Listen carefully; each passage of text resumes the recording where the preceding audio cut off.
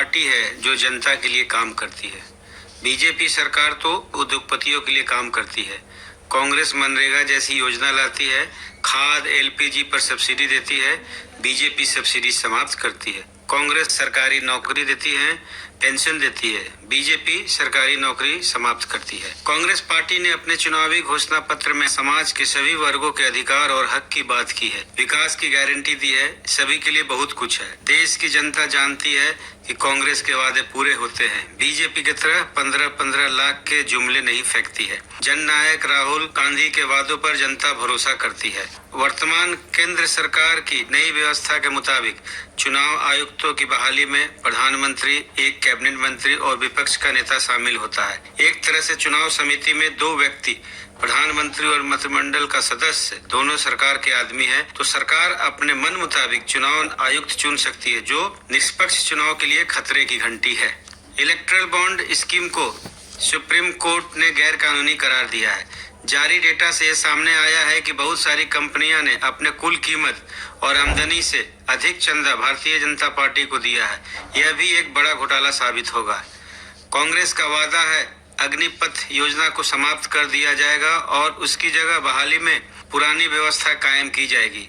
ये योजना युवा विरोधी होने के साथ साथ सेना के लिए भी नुकसानदेह है। देश भर की गरीब महिलाओं को सालाना 1 लाख रुपए दिए जाएंगे। केंद्र सरकार द्वारा दी जाने वाली नियुक्तियों में 50% आरक्षण मिलेगा। आंगनबाड़ी, आशा वर्कर और मिड डे मील में सेवाएं देने वाली महिलाओं के मासिक वेतन दुगना किया जाएगा। आर्थिक प्रगति कांग्रेस के राज में हुई है। मनमोहन सिंह के समय में जो आर्थिक विकास हुआ, उसका लाभ गरीबों को मिला। उस समय 24 करोड़ लोग गरीबी से बाहर आए थे। बीजेपी का विकास सिर्फ पूंजीपतियों के लिए है। कांग्रेस किसानों की कर्ज माफी के साथ साथ न्यूनतम समर्थन मूल्य को लेकर गारंटी देने वाला कानून लाएगी। किसानों के जीवन को खुशहाल बनाना ही कांग्रेस का लक्ष्य है। न्यूनतम मजदूरी को कम से कम 400 रुपए रोजाना करने का वायदा भी कांग्रेस के घोषणा पत्र में है।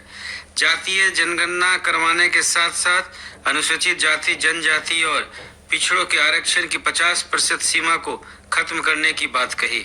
लोकसभा चुनाव 2024 के लिए कांग्रेस ने अपना घोषणा पत्र में जिस स्कीम पर सबकी नजरें टिकी हैं, वो महालक्ष्मी स्कीम है। स्कीम के तहत पार्टी गरीब परिवारों को सीधा 1 लाख रुपए नगद देने का वादा करती है। अपने घोषणा पत्र में कांग्रेस ने वादा किया है केंद्र सरकार के विभाग में नई और पुरानी रिक्तियां की संख्या 30 लाख है, जिसे भरा जाएगा। सरकार बनने पर कांग्रेस नहीं लागू होने देगी one nation one election. Bharat जैसे देश में, विविधता वाले देश में इसका कोई जगह नहीं है। यह अत्यंत अव्यवहारिक है। कांग्रेस अध्यक्ष श्री मल्लिकार्जुन खड़गे जी ने 17 अलग अलग कारण बताते हुए इस प्रस्ताव का विरोध किया है। भारत के विकास का विजन कांग्रेस के पास है। भाजपा ने किसानों से झूठ बोला, आम जनता को छला। अब मतदाता नया चेहरा चाहती है। लोग अपनी आजादी के लिए कांग्रेस को वोट करेंगे। जनता को असली लोकतंत्र ही चाहिए। भाजपा से किसी का भला नहीं हुआ है। भाजपा राज में भ्रष्टाचार बढ़ा है। जनता भ्रष्टाचार के खिलाफ वोट देगी। भाजपा ने आम जनता का वजूद खत्म कर दिया है।